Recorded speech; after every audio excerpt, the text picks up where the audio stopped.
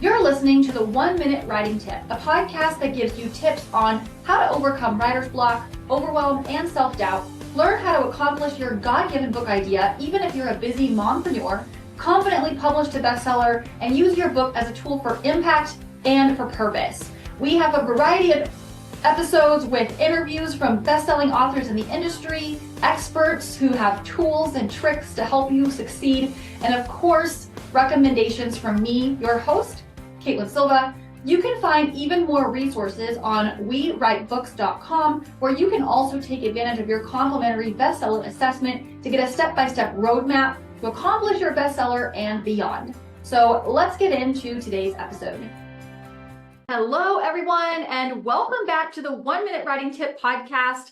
I'm super excited for today's guest. I'm talking to Jill Smith, who is a writer, and she's the author of a book called Nature Unveiled, which we're going to talk about today. She's also a speaker with a deep love for nature, which is kind of reflective in the title of her book.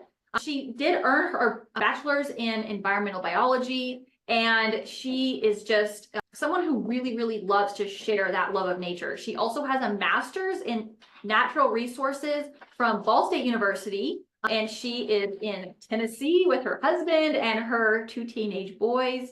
And she is also a forester at Warner Parks, which is one of the country's largest city parks. So that's really cool, Jill. You'll have to tell me more about that.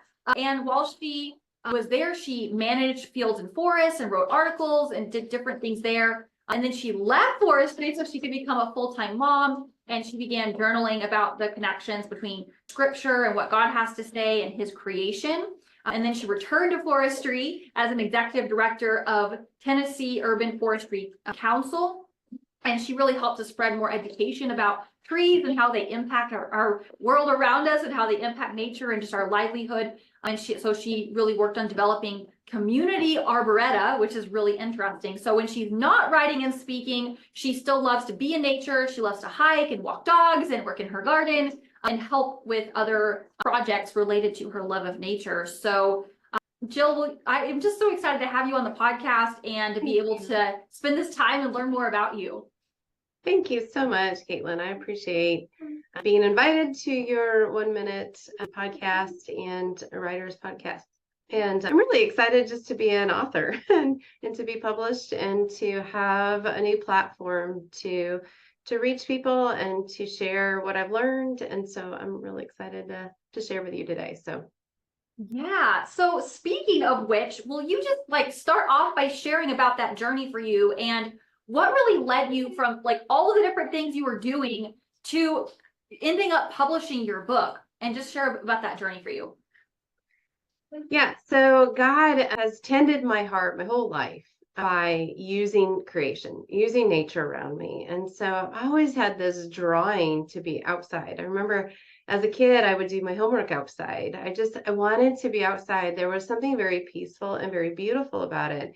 And so when I decided a course of work in college, I chose biology because I just was so drawn to it. I really wanted to know more. And the more I got in it, the more I enjoyed it. And then I added an environmental focus to my bachelor's degree. And I was just picking up knowledge and lots of different things. And I didn't know I really wanted to be a forest ranger, and I really didn't know how to. And so I just continued to learn. And when I graduated from my undergraduate, I went on to get my master's degree because I wasn't quite sure where I was going yet. And so I got into a master's program in natural resources, which led me to forestry. So I got opportunities in the summer to do some forestry work. And then, so I didn't get my degree in forestry, but just those little steps of just saying yes along the way opened doors to me that were closed. And I feel like that's my whole life. I feel like I can look back and see God and how he laid out every step of my life and how each one built on itself. And so forestry, I reached out to a huge city park down here in Nashville because we wanted to move from the winter in Indiana to a more moderate climate here down in Tennessee. And so I was given a job and I grew in that position. And I did a lot of on the job learning, which I loved. I love to learn. I call myself a lifelong learner because I'm constantly learning new things and I'm constantly seeking out learning new things. And so I was just like a sponge. And so I got to attend a lot of programs. I got to create a lot of programs for 3 years old to adult age. And just I got to study whatever I wanted to and then teach it. So that was really, really fun for me. And so, in that process of leaving that position, which I had to grieve that loss, but it was for a season in my life. And that season was done. And I became mom and I wanted to be fully available and fully engaged with motherhood. And so then God started giving me new opportunities and while I mothered. And so that was a ministry that I got involved with called Women at Rest. And so I just started spending these lengthy periods of time, few hours on a Saturday morning once a month, just to get away with Jesus. And I would sit and just listen and he would speak to me. And I would always go outside, of course, and he would show me things and it would be right what I needed at that moment. And I just started journaling those. As he gave them to me, I would go home and just write and write and write and write. And I would just savor it. And so that's kind of how this book began is he started tending my heart and I started jotting it down. So Wow, wow. What an amazing testimony of just how whenever you let go of something that it feels kind of like you're sacrificing like the most important thing. And God, I think he uses that to kind of reveal areas of idolatry that you don't even realize. And then through doing that and walking in obedience, God fills that gap and he just comes in with like so much newness and blessings that you didn't even know you were missing. yeah, And so I just love what you shared there, that testament of how when we recognize the change of seasons, right? It's God yeah, isn't necessarily saying no forever. He's just saying no for right now. And he right. has good in store. And we have to learn how to surrender that and trust him more deeply in order to be able to step into those next things that he has for us. So I love that you Yeah, shared that. yeah. So share with me a little bit more about, you said you started journaling and you started writing down those things. How did that lead to then this being published and becoming what it is now? Okay, so I mean, this has been a 20-year process, so it's been a long time in the making, and I wasn't fully like searching for content all the time. It's just when he would give it to me, I would write it down and I would write and write, and I would come back to it and write until I felt like that one was done. And because this is a devotional book, there's 40 of them and they're all separate. So they're not like related to each other, except that they're all nature based. So they're not all about nature, but and so I had a dream at the beginning that this would one day become a book, and I had no idea how to even start, or I just knew that I was supposed to write, and so I did. I just continued to write as I had ideas, and I just had this dream that someday it would come together. And so in 2022, God gave me the word finish. And I knew exactly what that meant. He doesn't often give me a word for the year. And so I felt like it was so put on me that this word finish that I needed to tell people. And I had to be brave because I thought, how in the world am I ever going to finish this book? And so I just started telling people, I'm going to finish this book. And so out of that obedience in my own heart, God started making things happen. And so I started getting brave and I trusted him and I went back to editing and looking for new content and reaching out for help and connections with people. I love to connect people. And so I'm connected to a lot of people. And so I asked a new friend if she would be interested in editing the book, and she said yes. And then I reached out to a publisher that was a friend of mine just for advice. And he said, I'm interested in your book.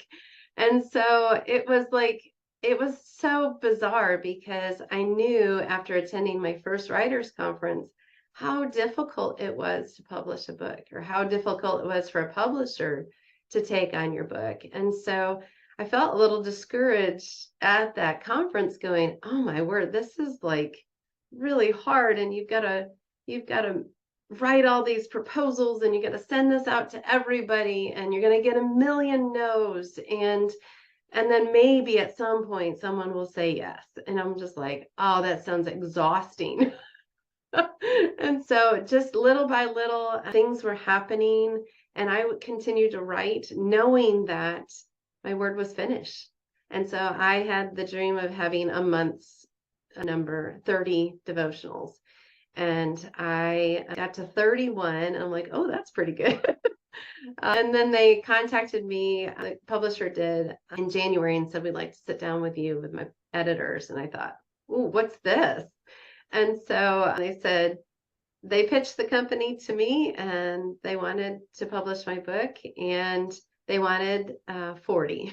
I thought, oh, that's kind of funny. And I said to the Lord at that moment in my head, okay, this is on you. If I'm going to finish this, you are going to have to provide the content. And he did in a week, which was phenomenal because it took me 19 years to write 31. Yeah.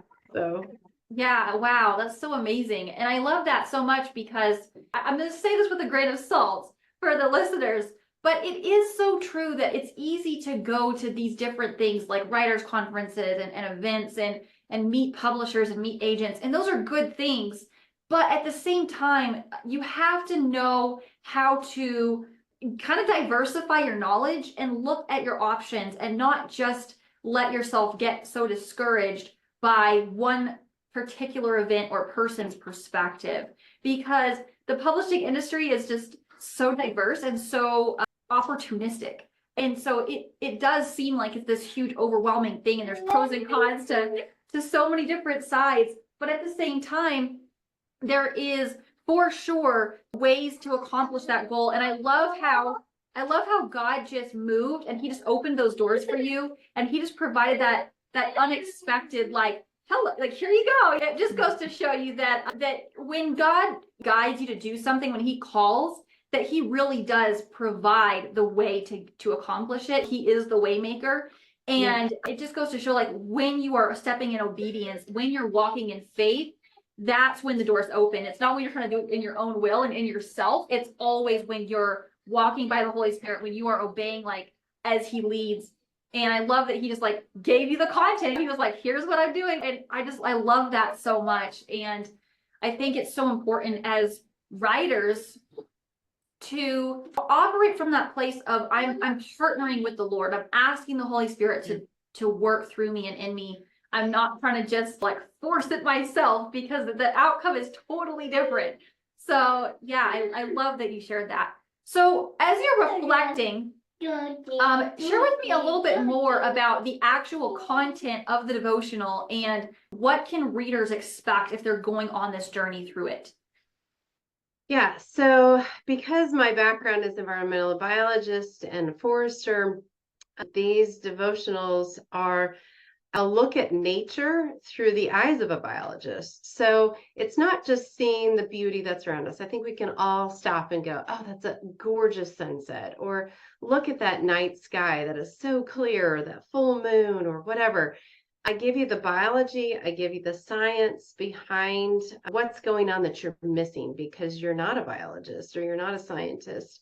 And it's the way that God speaks to me. It's sort of unique. In fact, I was surprised that even my other scientist friends are like, God doesn't speak to me that way, which is pretty cool. They're like, oh, this is really fun. This is really amazing. And I have packaged it. So he uses the visuals of nature and then explains something spiritual. So some connection to his faithfulness, our path, direction, just kind of our resting in him, our There's lots of different topics. So there's a spiritual concept and a nature concept, and they mesh really beautifully together. And I don't have so much science in it that it's overwhelming to the reader. And so it's just enough to get you excited about science, but then also excited to see the designer in the nature. And so not only can you just walk out your door and see beauty, but you can see him. And so that is what my point is, to open the world up to see him more clearly. Wow, that's amazing. I love that so much. And it's like, oh my goodness, like it almost sounds like this whole wealth of treasures to uncover just by kind of paying more attention and looking at things through a little bit of a different lens. Like, wow, Yeah. God, this is from you, and this is an expression of you as our creator, and like all these Yeah. different things.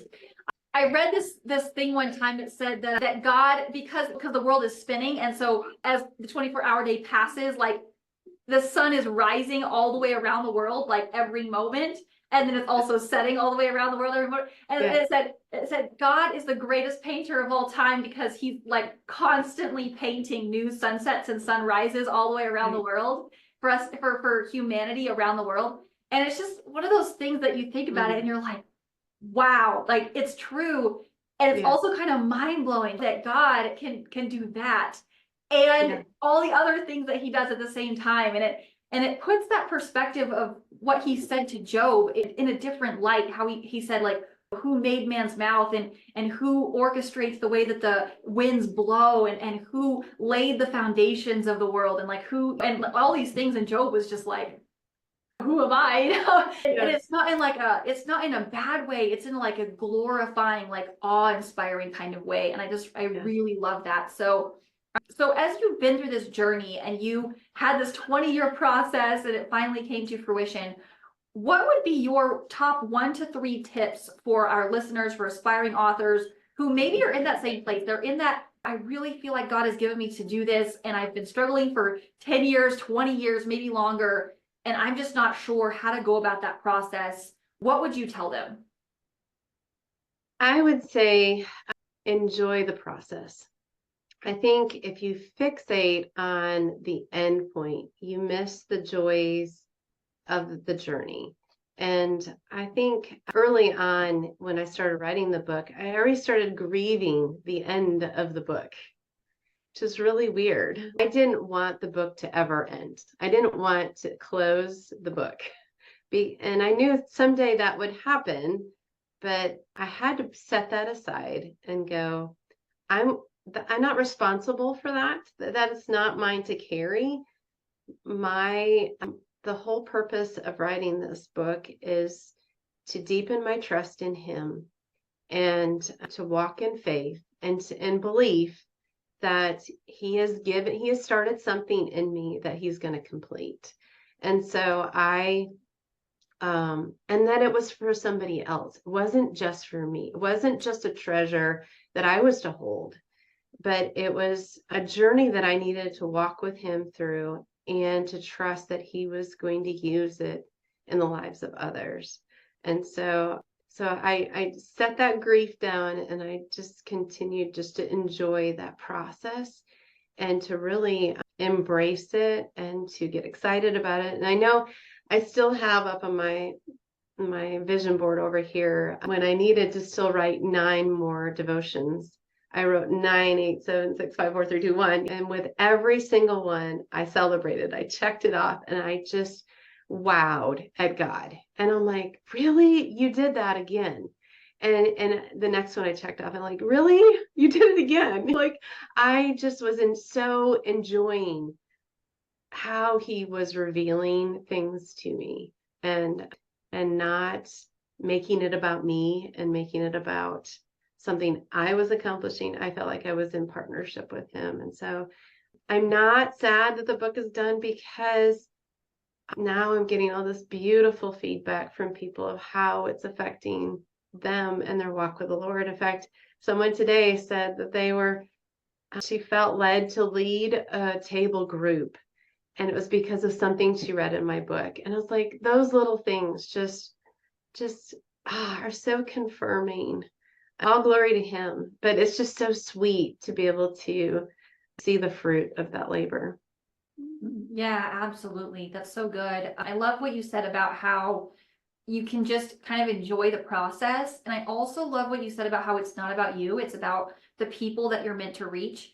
I think in one aspect, there is an aspect of it that's for you, that is that partnership with the Lord, or it's just maybe it's healing, or it's working through the aspects of the story and the enjoyment of finally getting to get it on the page. And there is an aspect that's for you, but then the publishing process, putting it out into the world, that's where it really becomes about the readers and about the people that God wants to, he wants to convey something to them through your book and through your message. So I really love that you shared that. That's so beautiful. And I agree with you. I think that hearing those testimonies from people is like one of the greatest rewards of the process, for sure. Just knowing that even you touched even one other person's life by taking that step of obedience is just huge.